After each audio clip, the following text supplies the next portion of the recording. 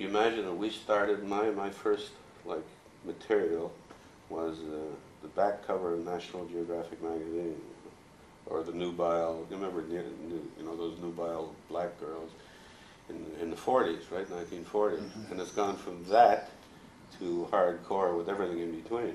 Imagine our kids are starting with hardcore. I mean, that's very, I think, terribly sad. They have, you know, they haven't had that progression like we had. But if I wrote the book, so what happened was I got my friend Suzanne Shampoo here. She's a writer, and we tried to dictate and talk about it. After about 3 rolls, it's just like wooden, you know, as soon as you can't even be used, right? Because you have to plan it, edit as you're going, and etc. And I got tired of it. So I thought that what I would do, since I'm a visual person anyway, is just video every 6 months or every year what I'm working on and what I'm doing, which is this, for instance, I started at Greta's, sitting in front of the window on Second Avenue and 65th. And that's now 3 weeks ago, so you can tell this. You know, a piece like this I'll work on for a month. And if it's good, I'll keep it. If it's not good, I'll, you know, I won't reproduce it. But this one's going okay. I've noticed something about this particular one that you're working on that is unlike the others. It's not all hard edge. There's some rounding, some curvature. It seems to be more of a blend of the older work and the newer work. That's right, because I found that not only for myself, but what people like, because after all, it's not that I'm doing what people like, but what people like is what I like. They like the mixture of the flat surfaces but brown too. Like this one here, it's the same thing. And it's what I enjoy, but it's very, very difficult. And it was especially very difficult for the workers to work on it and finish them. But now, after 5 years, there's a young guy, Roberto, who's finishing them absolutely perfect.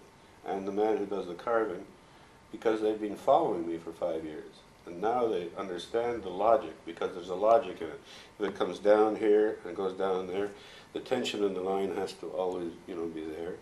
And if they're not careful, what they have to do is what I do. They have to change the angle, look at it like this, and then look at it like that, and it changes entirely, you know, because of your curve goes this way. And if you start filing it here, without looking at it again like this, you're going to go wrong. You're going to take off too much. Well, you're changing the way the light hits the various curvatures. And so they've learned how to do it now, and they understand the logic, because it's like if you're you were interpreting, you're going from Polish to English, and you get to know the style and the feel of the writer. Once you get into it, then you can do it, but you can't just like go cold and translate. You have to know what he feels, and you have to feel the same thing, because actually what they're doing when they're working on a piece like this, they're kind of reliving what I lived, right? You know, they can't forget anything. It has to go from there to there, but it also has to have this. And, you know, it's like, you know, you ever see the carpenter when they take an ebonist, when they take a piece of wood and they go like this to get that? That's almost what they have to do with this all the time. They always have to line up when it goes from there to there, or there to there, and now they can do it. But for 5 years, the owner of the foundry said, we can't have my best man working on a piece for a week, because he can do 6 people's work in a week, and we can make more money. You understand that? But now that he can do it, he works faster and more efficiently. And well, I would suggest to you, you've even got another problem with this one, or at least a consideration, not a problem necessarily. But for the first time, the figure is in a motion or in a posture. Instead of standing up or lying down, it's kind of in between. Now, I have not seen this before. Well, what I want, I've always liked doing seated figures, but I don't like doing chairs. I mean, you know, if you make a seated figure and then you put a chair, you're breaking the movement. So the trick is to have her sitting down, like the anarchist said. I was sitting on a chair, although I knew it wasn't there, without looking like she's going to the bathroom. And I think that it does look like she's But won't that pose some problems for the carver? In the center of gravity is changed? Well, the equilibrium is there because it's a cantilever thing, but you know, the difficult thing in carving is to, and with the marble, is to do these things. Because you have to leave the ankles a little bit thick and then finish them later. In other words, if he was carving this, the last thing he's going to do is that hole there and this hole here. He'll leave that solid. Everything will be finished, and then he'll cut through here with a diamond saw, and then finishes by hand, because that keeps the strength there. But of course, I have to, you know, work out the thickness of that ankle has to be at least 1 centimeter, so that when we do a double size, it'll be 2 centimeters, and 2 centimeters is strong enough for statuary marble. Let me come back to something you said several moments ago about when I commented that more curves, or a combination of the curves and the angles. You said that that's what people like. Now, is this a sculptor taking an honest approach to marketing, or no, in other words, giving the potential buyers what they want? Well, I didn't do it. I don't do anything on purpose, but I experimented, and I did, and I can show you in the next room. I did all angles, just straight angles, like the piece behind me here. Then I did all curves, and then a mixture of the two. Because I was trying it myself, and then when you have a show, that's one of the reasons you have a show. If everybody goes to those pieces that have the, you know, the mixture of the curves and then of course that confirms your suspicion. Although the ones that are all angles are a tremendous exercise, they're much more difficult to do, they're also more difficult to understand. It's like the bone sculptures. The bone sculptures are only appreciated by people who know a hell of a lot about sculpture. Most people who don't know much about sculpture, they look at it and they say, well, Jim, they're nice, but they're a little bit macabre. You know, they get the fact that their bones gets in the way of their thinking. They don't like kind of forget their bones and think about the bones being the armature of the body. And that's what I did, was put the armature outside instead of inside. This has an armature and of course a piece of metal going like this. I'll get that white, that plaster one there, bring it over and I'll show you something. This here? Yeah, that little one, because that's the one I did before this. And but let me just finish this. Yeah. You see, you've gone from the nubile nymphs of the roundness into a more sophisticated. Yeah, but they weren't nymphs. What I used to do, those round things were women. Now I'm doing girls. See, that's the difference. You notice this is a young girl. That's just the title of the sculpture. That's young girl, right? Because it's not a woman. It's they're thinner. They're younger looking and more filiform. Whereas I was doing like larger, hips and a much sexier looking women years ago. Whereas now I'm doing girls, which are they're thinner. It's a different approach.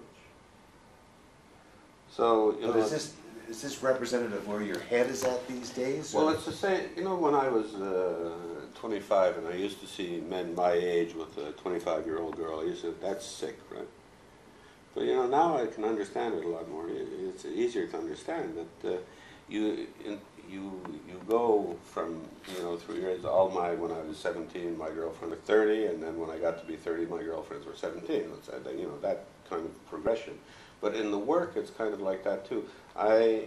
It's not perpetuating youth or explaining youth or that youth excites me anymore. It's just that it takes on a different meaning.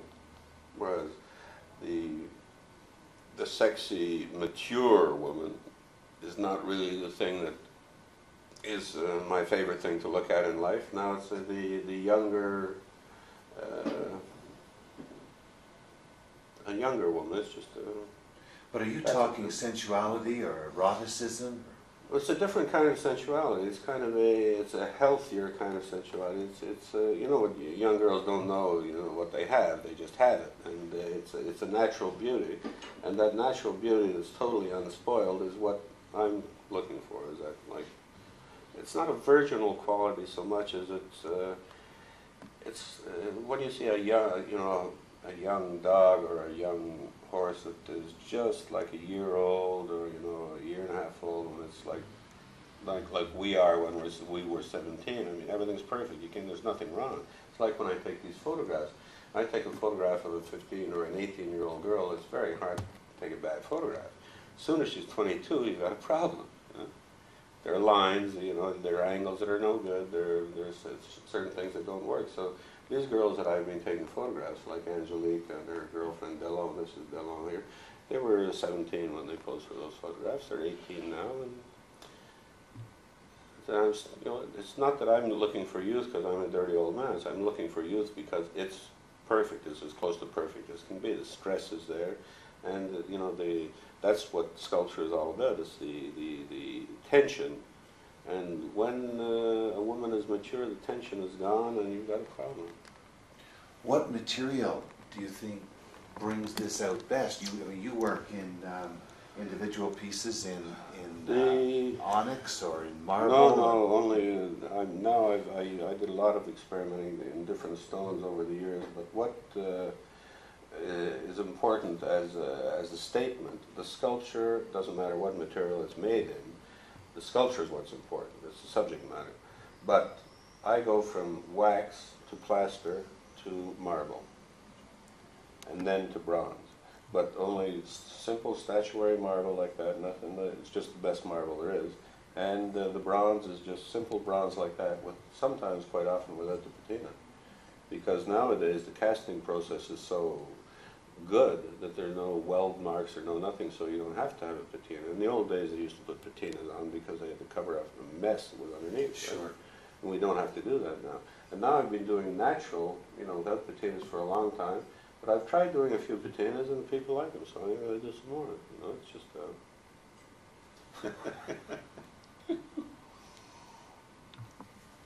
Let's go upstairs and we'll go into the next room then. Sure.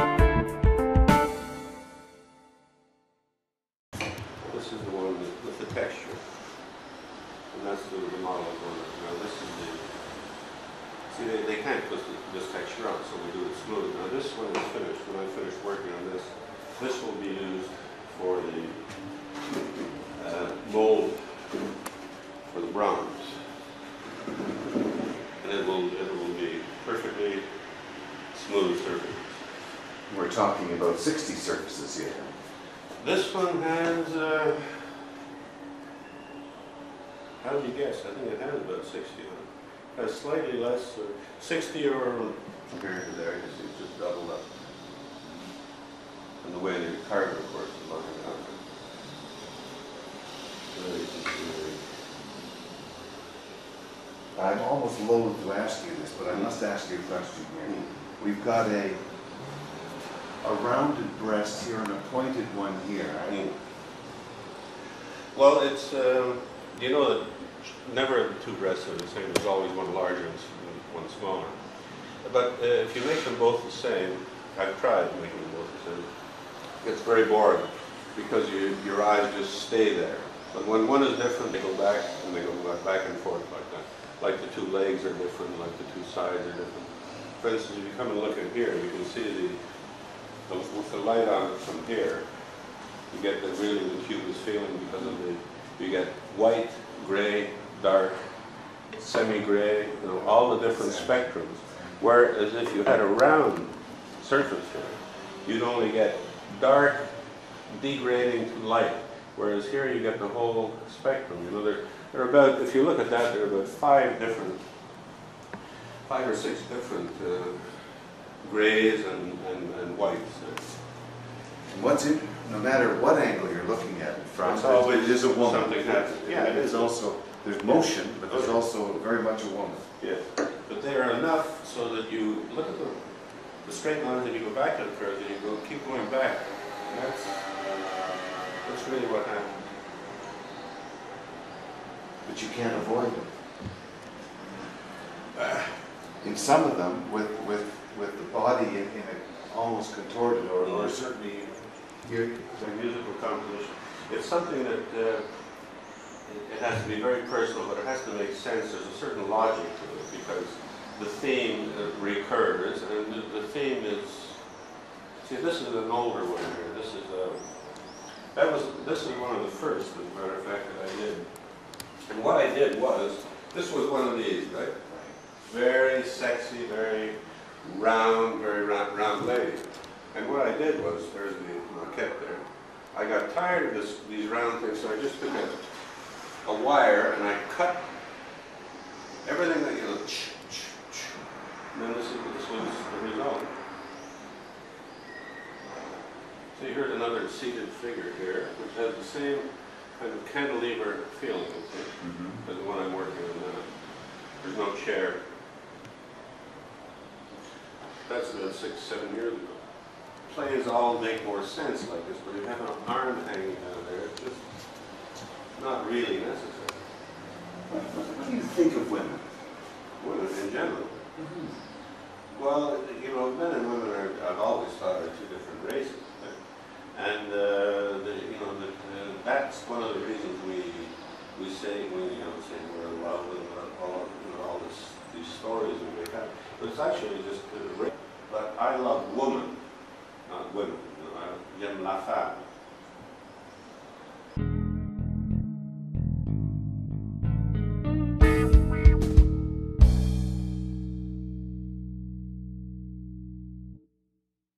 T'en laisses pour filmer un peu au café? Oui. Ah, mais voilà, c'est ça qu'on va faire maintenant. Et après, c'est seulement une question de montage. Hein. Ok, on y va.